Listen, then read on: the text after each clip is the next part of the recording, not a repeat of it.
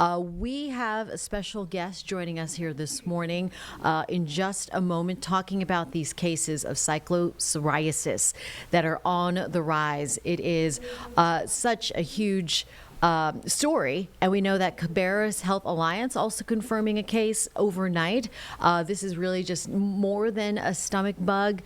So we have health officials tracking this down. North Carolina up to 300 cases. As of yesterday, 18 cases reported in Mecklenburg County. And right now is Dr. Ryan Stempniak. He's a family medicine and sports medicine physician with Novant Health, joining us for this conversation. Doctor, thanks for joining us this morning. Hi, thanks for having me. So I mentioned that Cabarrus Health Alliance reporting a case, 18 cases at least now confirmed as of last night in Mecklenburg County. What are you seeing at Novant Health?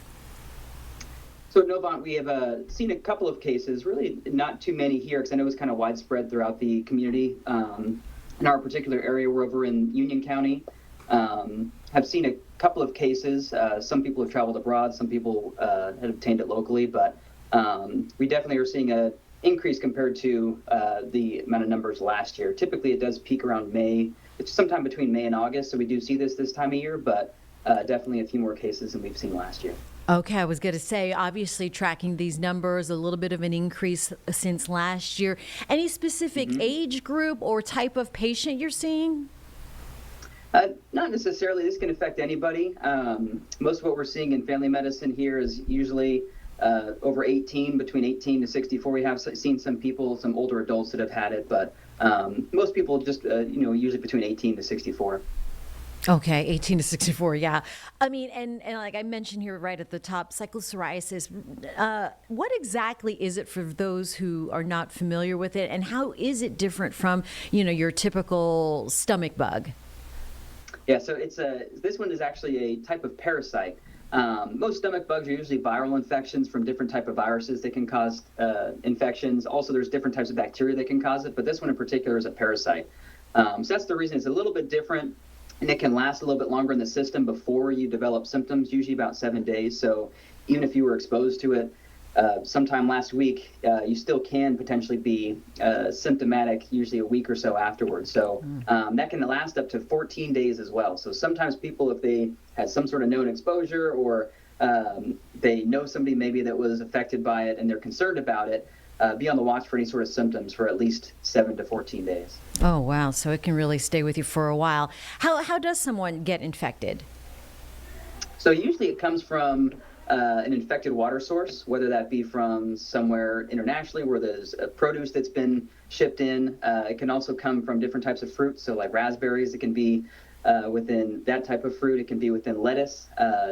I've also heard about people getting it from cilantro as well. So another thing to watch out for is the bagged salads, so the different salads that come in a kit. Some of those have contained some of the parasite as well. So, and again, this is something that does happen typically around May to August, so this is something that's not unfamiliar to us, but we definitely have seen an increase in cases, so it is something to watch out for. Okay, I like it all. I liked all the bagged lettuces, and I like the cilantro. This might be trouble for me. Is it infectious once someone, or contagious, I should say, once someone has it, person to person?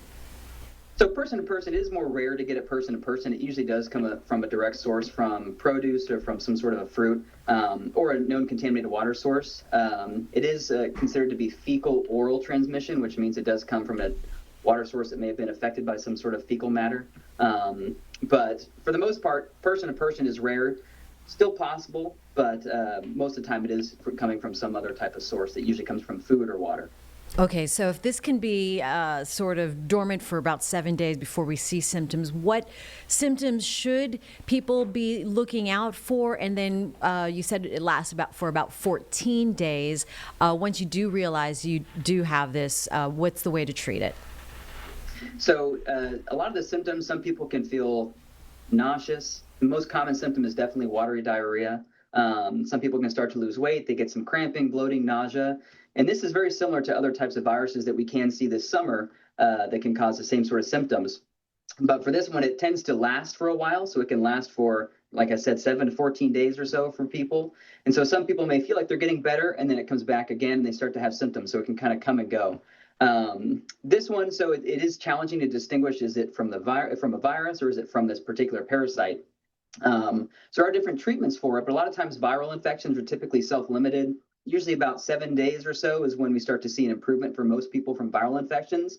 From this also can be self-limited as well, where people can clear the parasite on their own.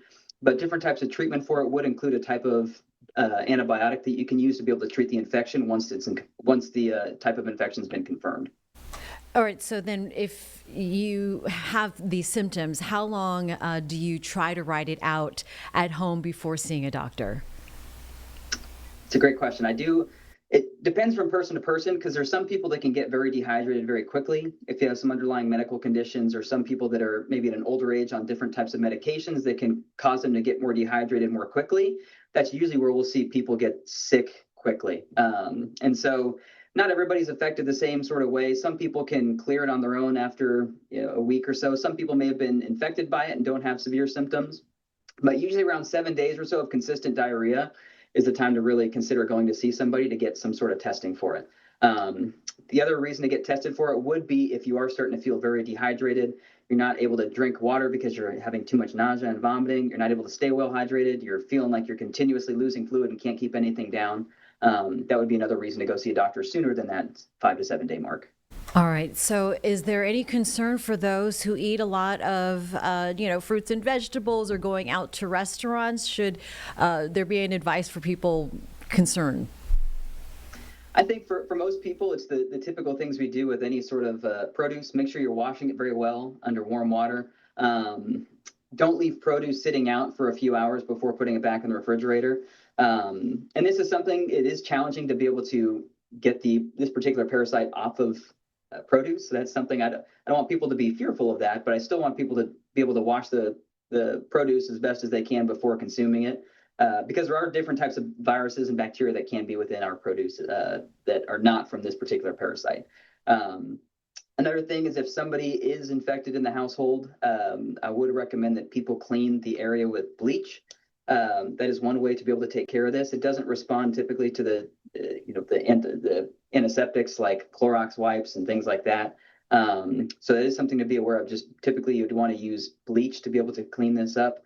And I would not recommend to put that to wash your food with that, but wash your food very thoroughly with just water. And then if you are boiling or cooking the produce, then I would recommend to cook it to above a temperature of 160 degrees.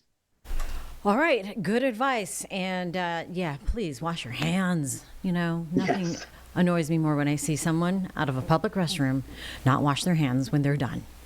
100%, 100%. Doctor, you know everything else. Exactly. Everything else. All right. Dr. Ryan Stempniak from Novant Health. Appreciate the conversation this morning. Good info. Yes, thank you very much, Carlene.